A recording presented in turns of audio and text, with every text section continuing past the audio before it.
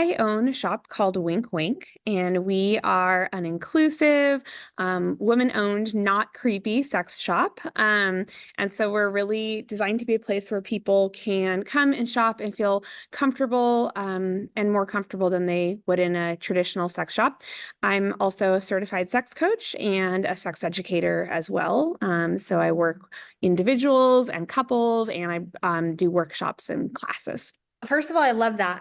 I'm curious, what was the inspiration on creating Wink Wink? Why did you find that it was necessary to have a sex shop with that particular environment?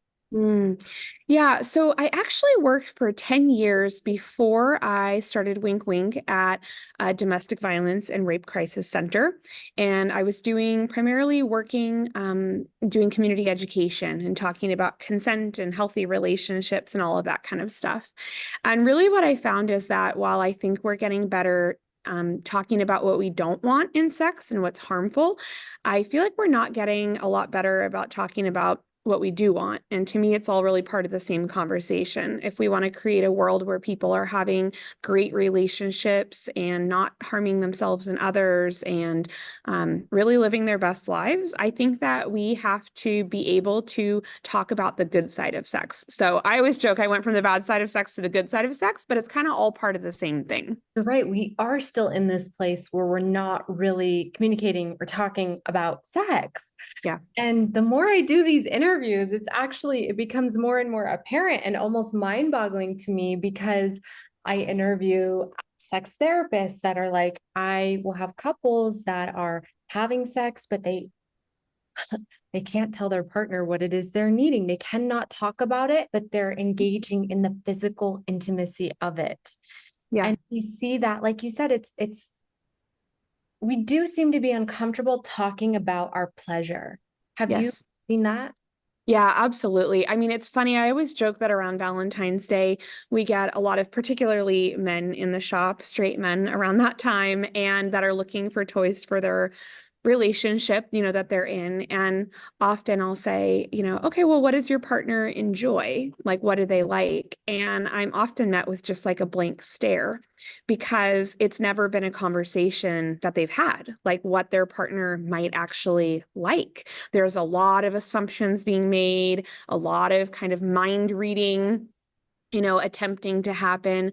But there's still, I think, a pretty pervasive discomfort around talking about what you want in sex and about pleasure. And even more if what you want for pleasure feels like something that is less acceptable or that you're going to be judged for. So, That's actually really interesting that you can actually mark on the calendar that time of year when people are coming in, yeah. and yet they're not really sure. Mhm. Yeah.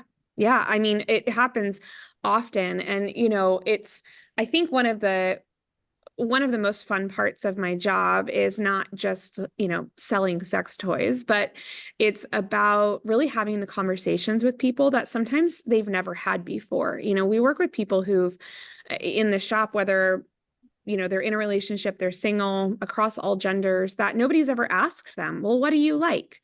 You're looking for a toy. What do you actually like? Do you prefer this? Do you think you like this more? And many people have never been asked that.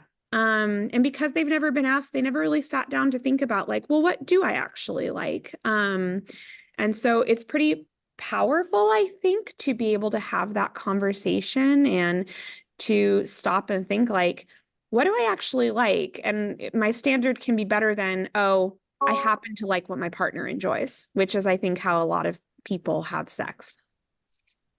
You're you're touching on a topic that has been actually a big theme in these interviews that we've done, which is that people don't know themselves sexually. Mhm.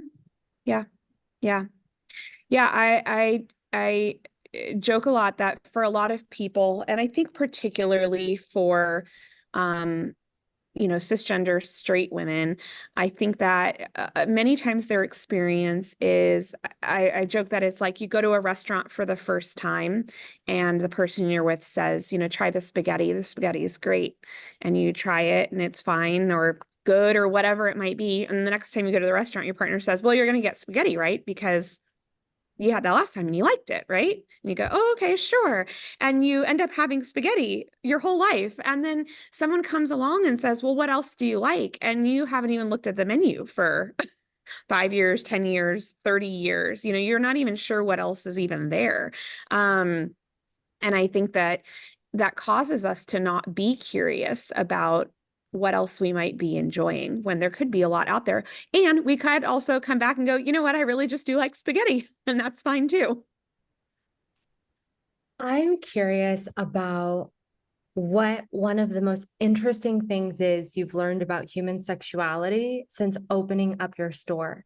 Like from having customers in, engaging with customers, Yeah. people that are buying products to help themselves or their partner or partners explore, whatever the case is.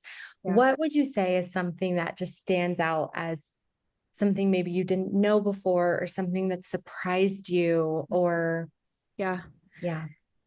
Um, I would say that one thing that surprises me a bit is how how common it is for people to think that what they want in sex is weird.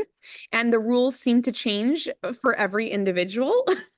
So I'll have somebody that's like, I know this is super weird, but I can only get off with sex toys. And then I'll have another person come and goes, I know this is super weird, but I can't get off with a sex toy. And it's like, people seem to feel like whatever it is that's true for them is really weird. And so that's really interesting how like the rules seem to change.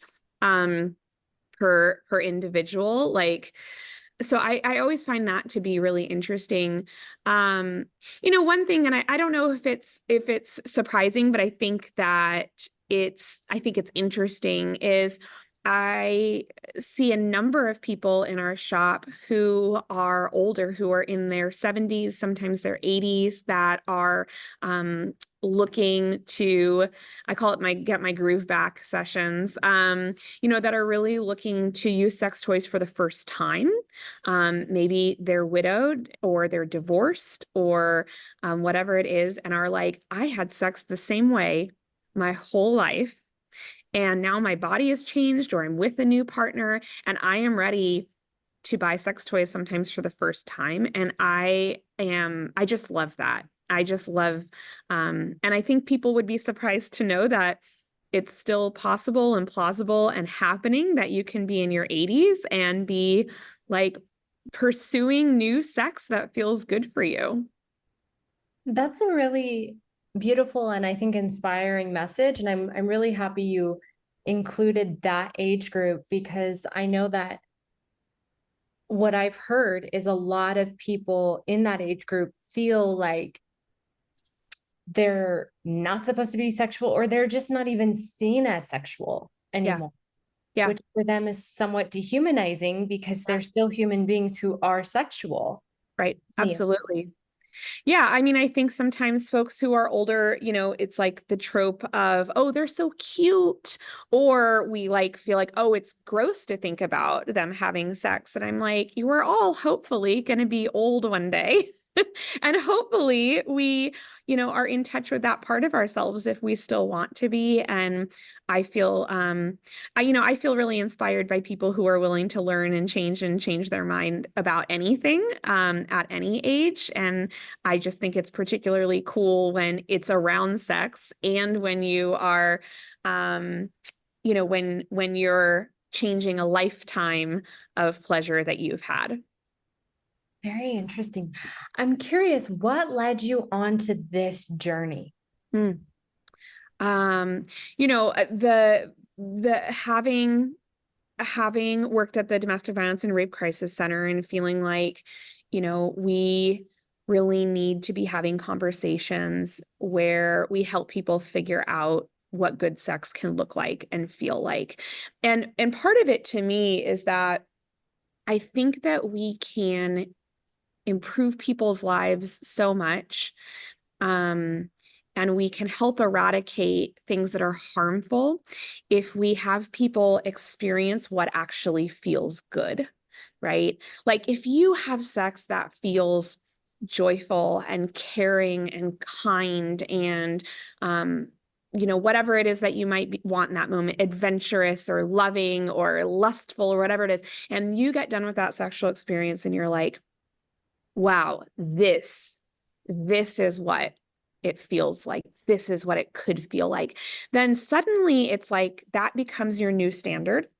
And it also helps you to define the things that don't serve you well and the people that don't serve you well and the relationships that don't serve you well. And I just feel like there's so much power in helping people to experience good, joyful things in their life, especially those things that have often been shrouded in like shame and secrecy and silence. If you can master talking about sex and talking to your partner about sex, if you can be in that really vulnerable space and feel like liberated and empowered or sure of yourself, I just feel like you can do anything.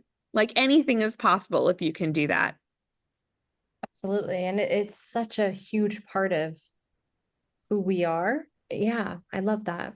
Mm. It's interesting because you have a business that is helping people find pleasure or explore themselves sexually through an array of products and a Mhm. line. And at Live Jasmine, it's actually kind of a similar thing, but it's a space where people can a virtual space Mhm. where people can explore themselves sexually and just have the space where it's okay to talk about sex and fantasy or whatever the case is. I'm curious if you've noticed a theme of what people seem in general, if you could boil it down in one word of like what people are going into your store for really. Yeah. I think sometimes people are coming in because they're feeling a little bit lost and they're looking for direction around sex. They know that they want something different or want something more, or want to add on to an amazing sex life they already have, but are kind of looking for like they're looking for some direction and where to go next. I also see a huge desire for connection in our shop. We do classes and we do coaching. We are also community space. Like I'm in a room where we have live music. We have bands here and we do all kinds of stuff.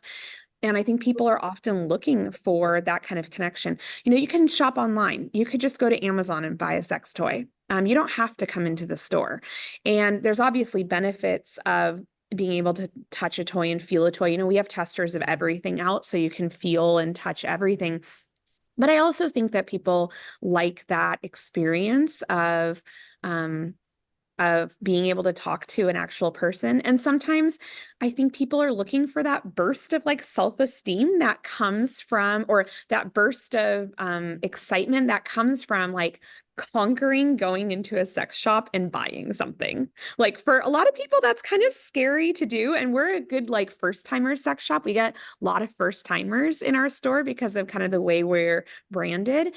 And I think there's some people that are like, that's a big like dopamine hit, to come in here and then to like be successful as a customer and pick something out. And I think there's people who get just a lot of joy and enthusiasm from being able to do that.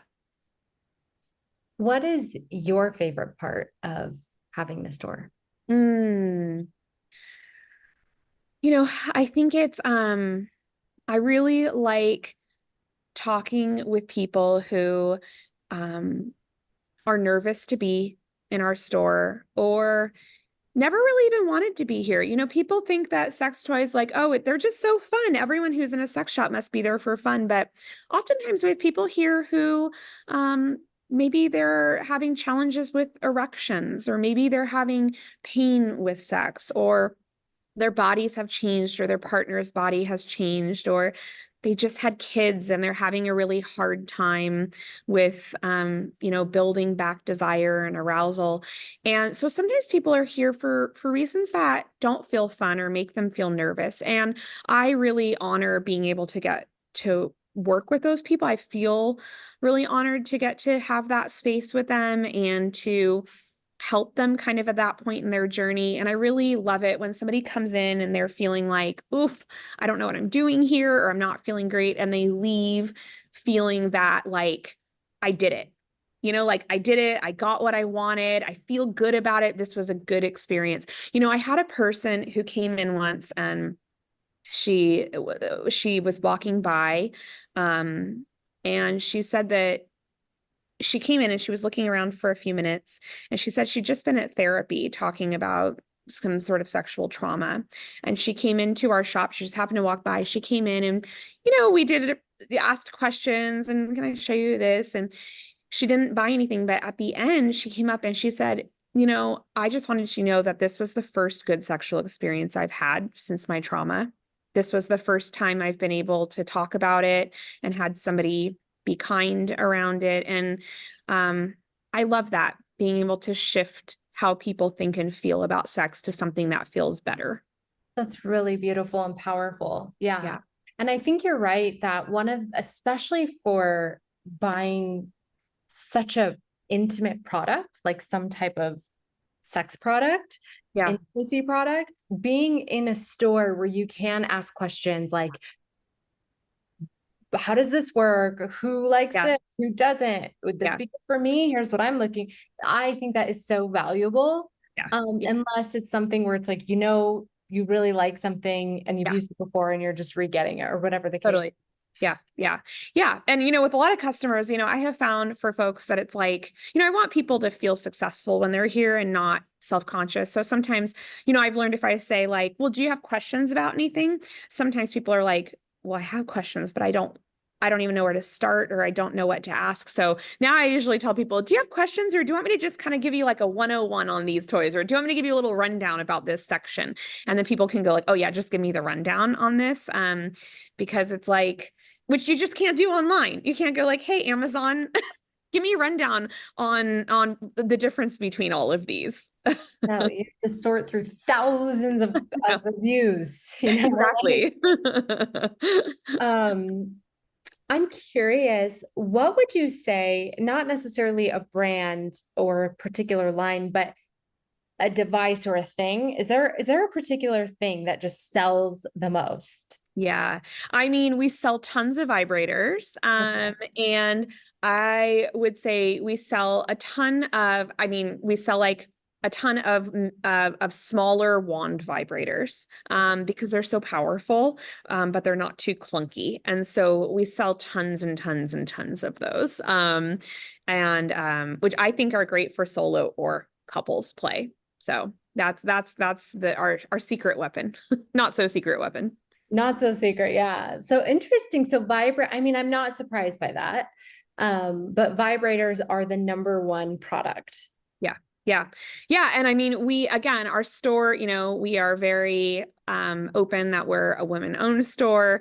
We certainly have products for people of all genders and all bodies, but we definitely, a huge part of our demographic are folks with clitorises, and folks with clitorises tend to enjoy vibrators or might enjoy vibrators. So that's where we do a lot of business. Would you say that you have predominantly a female-based client base or um couples? I'm gonna Yeah. guess that men are not one of the top. Men are not one of the top. Our main demographic, we serve a lot of women of all sexualities, and we serve a lot of queer folks of all genders. So really kind of women and or queer folks are kind of right at the center of our business.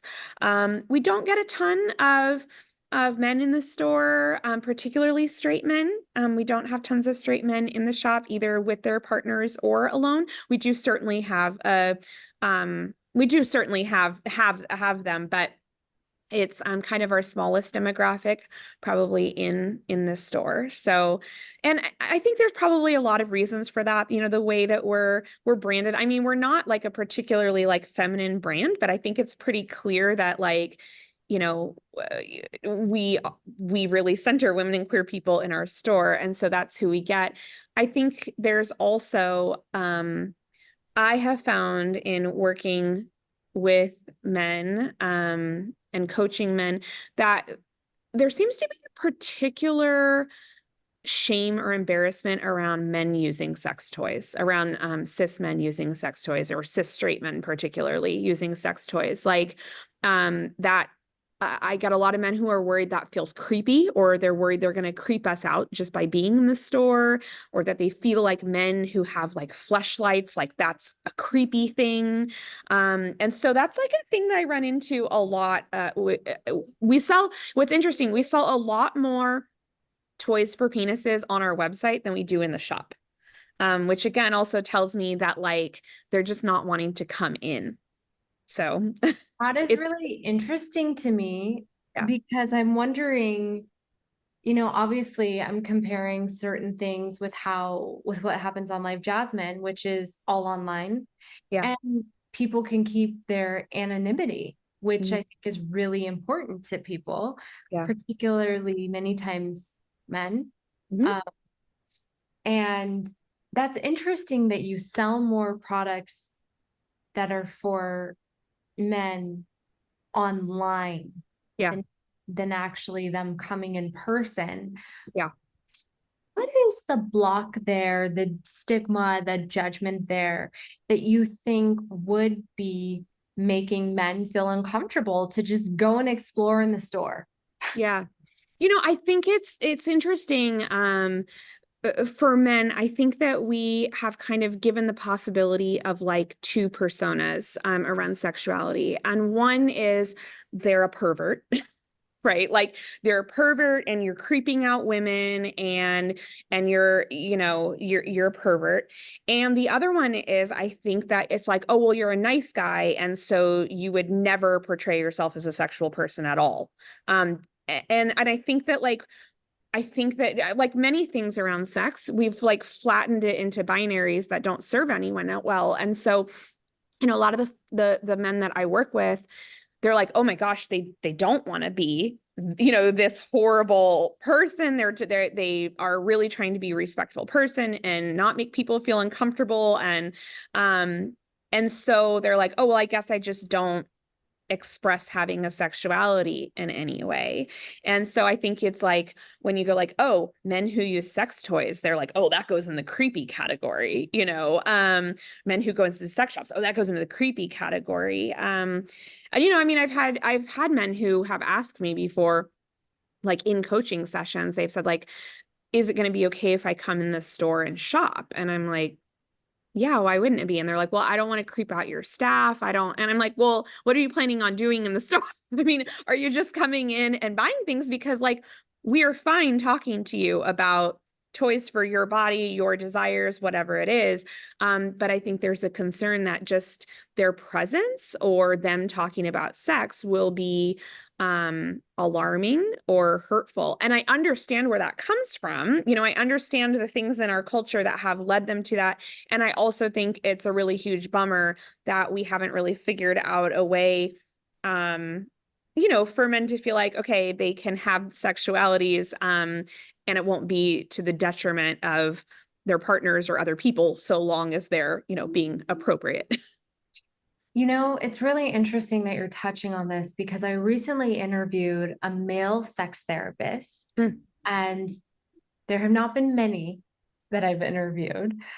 And, one thing that he said was when I kind of asked him what led him on his journey, one of the turning points was, when the Me Too movement really mm, kicked off, he noticed that a lot of the languaging made him feel shame as a mm, man. Just being a man, he felt the shame. mm. But he realized that there's a piece of that missing, which is, so how do we do better? Yeah. Yeah, absolutely. And I think it's a real challenge. And I think also like with many things in sex, we're often looking for like an easy answer that's universal for every single person. And so it's like, oh, I should never approach somebody ever, ever, ever, ever, ever. And then it's like, oh, or no, it's fine to approach people and that's okay. And that won't actually make people feel uncomfortable. And it's like, well, we're all different people and we're all going to be, vary in what makes us feel comfortable. And the key really is, everybody having good communication and I always talk about for men, and in my classes, I talk about, recognizing situations where you do have like an inherent kind of power, um, a more powerful position, like recognizing that and then figuring out like, what can I do to make it a more a level playing field in this moment. And so we talk a lot about those situations. But yeah, I mean, I just think it's really challenging, and I think, men who have really good hearts really don't want to be seen as creepy perverts. um Predators, yeah. right, predators. And then it's like, okay, but what, but we also, everybody has a sexuality of some kind, and so it's like, how do we marry those two things? Yeah. Because we kind of sterilized them a little bit with Yeah. the Yeah. some of the movements that have gone on. I mean, not really, but Right. culturally in some ways. I've heard men talk about how, which in some ways it's respectful. I understand, because I understand that people, especially women, feel varying degrees of unsafe in this Right. world. I think that that's something that's not talked about a lot, but it is true in general. I know I can say I experience it myself, that in varying situations, there's just an inherent Yeah. making sure I'm safe. You know Yeah. what I mean? And checking surroundings, that a lot of men have said they can't even comprehend that. You know what Right. I mean? Right. Right. Right. Right. And I've heard men say that, if it's nighttime and they're walking down a street and they see a woman walking, they'll actually cross the street to like give her that Yeah. peace, Yeah. like, okay, Yeah. you know? Yeah. What's interesting is that there's kind of like the creepy pervert category, creepy pervert predator category that people don't want to be. But then there's all these things that get dragged into that category that aren't inherently bad. And things like a man using a fleshlight. It's like, why would somebody associate that with being, if you're at home using it in the privacy of your own home and not like on a park bench somewhere, I'm like, there's no problem with that, right? There's no problem with, and it's interesting the things that, I've had men say to me like, um, you know, I wasn't sure whether to tell you this, but I bought 3 sex toys last week. And I'm like, okay. They're like, I know that probably makes me kind of like creepy or perverted. And I'm like, it's like all of these things, all of these judgments that we have about ourselves and judgments about sex. It's like we apply that to like, oh, well, that makes me creepy. That makes me a bad person. And I'm like, any sex where you're not actively harming somebody is fine. And so I'd love to see us do a better job of differentiating between what is actual predatory, harmful behavior and what is just stuff that like makes you feel uncomfortable when you think about it. Right? Because those Yeah. are two different things. And I think we need to do a better job of going, like, I hear people even in kind of the sex positive movement and sexual liberation movement that I'm a part of, who kind of espouse a lot of those values, but then will be like, oh, men who go to those theaters to watch movies, to watch porn and to masturbate. And I'm like, yeah, but that's what those are designed for. Like that's what they're designed for. That's not predatory behavior if you're going to a place and you're doing a behavior that people there understand is going to happen and is consensual. And I just don't think that it serves us well to be like, we're so positive and we're so open and then shame certain behaviors. It's like, let's make sure predatory behaviors are defined as predatory. And then to go like, yeah, there's a lot of other stuff over here. Some of it might make you feel weird to think about, but it's still okay.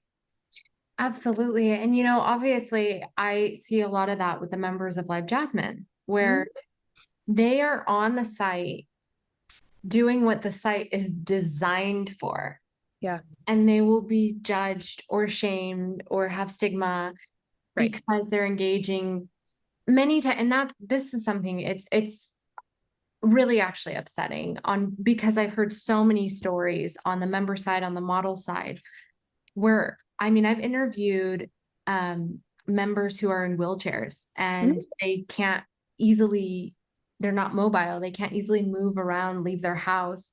Yeah. They still want connection. And Mhm. so this is serving a purpose for them in order to get that connection and Yeah. to feel like they're not so alone. Yeah. And they've told me that. And so we're shaming that. You know what I mean? Like it's just, Yeah. Yeah. No, it's really unfortunate. And I feel like it's people who are already have like a challenging time accessing sexuality, for a lot of different reasons that often have kind of the most shame, whether you have a disability or you're an older person or, whatever it may be. It's like just trying to engage with your sexuality, can come with criticism or, pushback. And it's again, it's like I just think we have to be really careful about like what is actual harmful behavior and what makes yourself or thinking about somebody else just feel uncomfortable and differentiate between those two.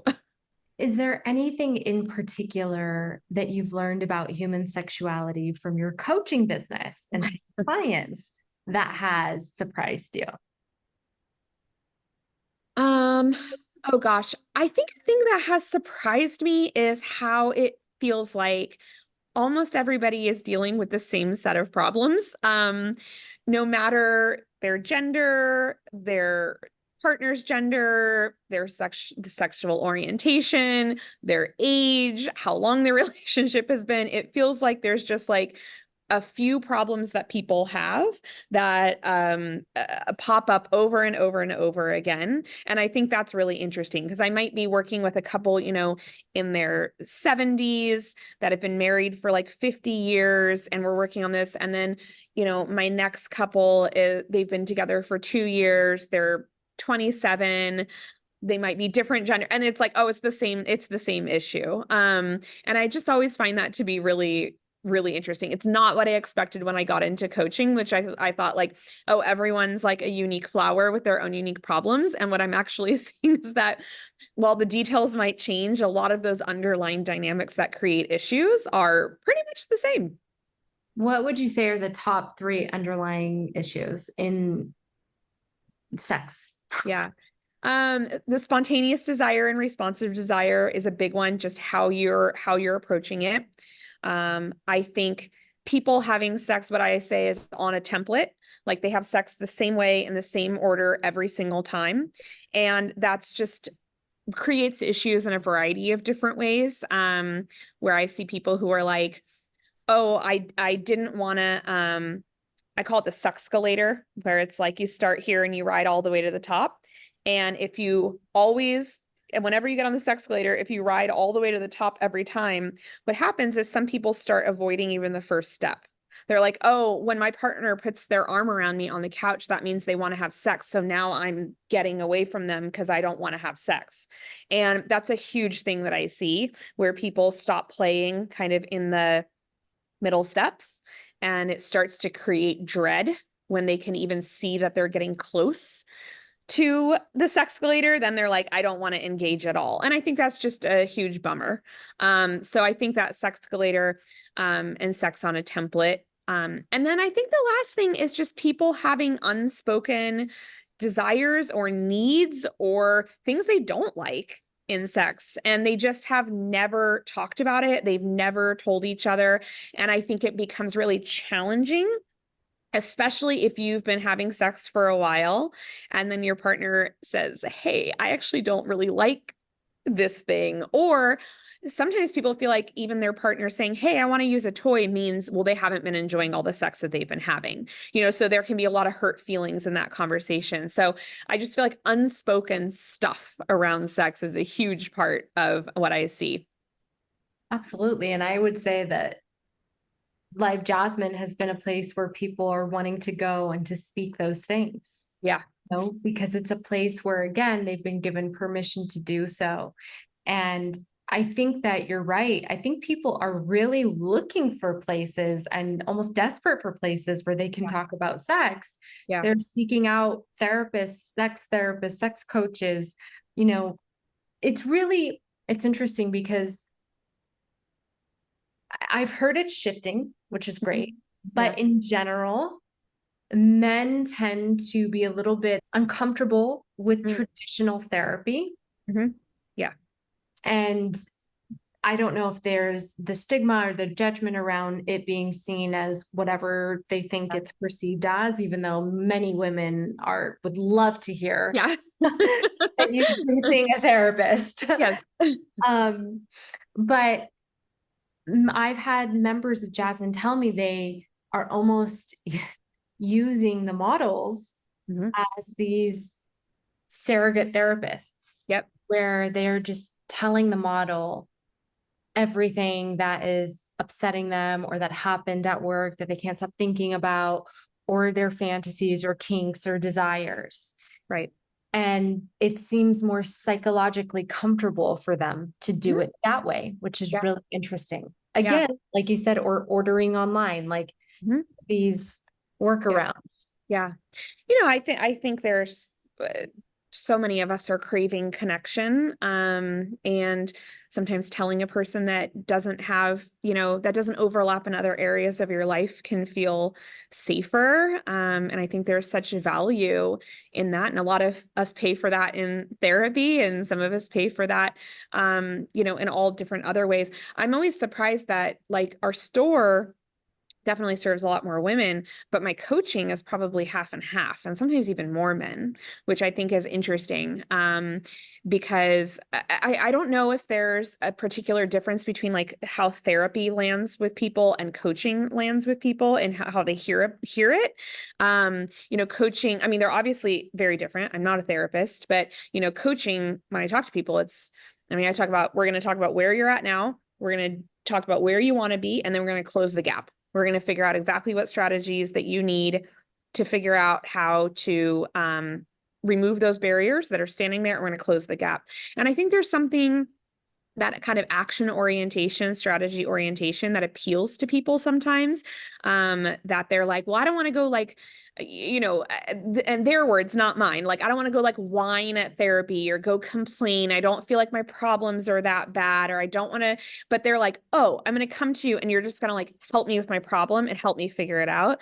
I think sometimes feels more accessible for some folks and appropriate for where they're at. I do have people who come to me that I'm like, no, no, no, this is a therapy thing. But I think that helps. And sometimes I think that might particularly be based on cultural beliefs about masculinity and therapy. I think sometimes maybe coaching feels like a more comfortable fit for some men.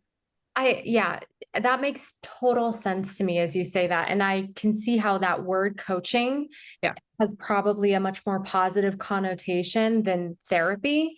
Yeah. I mean, coaching, like their favorite NBA and NFL stars are getting coached. Right. They're coaching their sons, Yeah. soccer. They're like, coaching? Okay, so you Yeah. just tell me what I need to get done. Yep. I don't have Yeah. to spill my emotional Right. guts to you. Right. You help me. Yeah, I can totally see why coaching might be Right. something that Right. draws more men in than Yeah. therapy. I also think, and it's kind of what you were saying about like Live Jasmine, is that, I'm a sex coach at a sex shop. It is extremely clear that when you come to do an appointment with me, we are going to talk about sex. I have seen a lot of people that don't talk to their life coaches or to their therapists even about sex at all. I've had a lot of people who say, oh, I don't want to make my therapist uncomfortable. I don't know if I can talk to sex about them. And it's like, I'm a sex coach at a sex shop. Like, it is extremely clear that when you come in and talk to me, I am here really only to listen to your sex problems. like we shouldn't be talking about a bunch of other stuff. And so I think that sometimes helps also, again, the like, am I going to come off like a predator and I'm going to come off creepy? It's like, no, this person has specifically said that this is what they're here to listen to me talk about. And I think there's some safety in that, where you don't have to worry that you're going to be too much or creep someone out. Yeah, absolutely. I do think that it's very similar with like how it is on Jasmine and what you described, where it's like the permission has been given. And that in and of itself makes people feel more at ease and at ease to be vulnerable. My final question for you is, from your perspective, your experience of literally actually seeing people on the day to day and seeing what they're needing or looking for in regards to their sexuality, coaching people, what do you think is needed either on a collective level or an individual level in order for us to lay the foundation and move forward in a more sexually well or sexually positive society? Yeah. I would say a couple of things. I think that people getting more comfortable with communication around sex and just being able to talk about it with partners, new partners, old partners, even being able to allow yourself to think the things that you want to think around sex. Like sometimes the person we have to talk to first is like ourselves, and to let ourselves actually know what it is that we want before we can start, telling that to somebody else. So just getting better around communication. I think there's also, um, with my background and what I do, I think there's just also a lot of bad stuff that people have experienced around sex. I have a course that I created and I teach called Sex After Bad Stuff. And it's not really specifically about trauma. It's just about like, you can be in the class if you've just ever had anything bad happen around sex, like someone was unkind to you or made you feel embarrassed for the kind of sex you wanted to have, or you felt awful about your body because of something. People have had a lot of bad things happen around sex, and I think that I would love to see more acceptance, of ourselves to go like, hey, that sucked. That was really hard, and maybe it wasn't capital T trauma. I mean, maybe it was, but maybe it wasn't. Maybe it wasn't something that was illegal. Maybe it just felt really bad. Um, and I think that's important for us to recognize that like bad things feel bad, and you also deserve to have healing from that, whatever that looks like for you. I just think it's so pervasive that people have experienced negative things in sex and feel like, well, it's not bad enough for me to talk to a therapist or go to a coach or tell a partner or even think about it. And it's like, you know what? If it felt bad, it is bad. And so, I think communication, honoring the negative experiences that have happened with us, and I also just think that I wish that we would all find more joy in our sexuality, whatever that looks like. Our sexuality is supposed to be a part of our life that um, adds to it, right? Whether you're having sex or you're not having sex, that it's important that we find joy in this part of ourself. It matters. Your sexuality matters, your desires matter. And I just feel like, if we could all remember and pursue sexuality as a joyful part of life, I think that we would all probably be better people and have, feel better on a more collective level too. I think that that is a scientific fact. Yes. Yeah. And if it's not, it should be. Someone Yes. did the research. I know that that must be true. Yeah. Absolutely. Beautifully said. Thank you so much. Yeah, thank you. And that's the interview. Awesome. Well, you're a good interviewer, by the way. Oh, thank you. Thank I feel you. like I've done lots of interviews and people always ask the same questions every single time. So I was like, well, this was actually interesting. So, My goodness. yeah.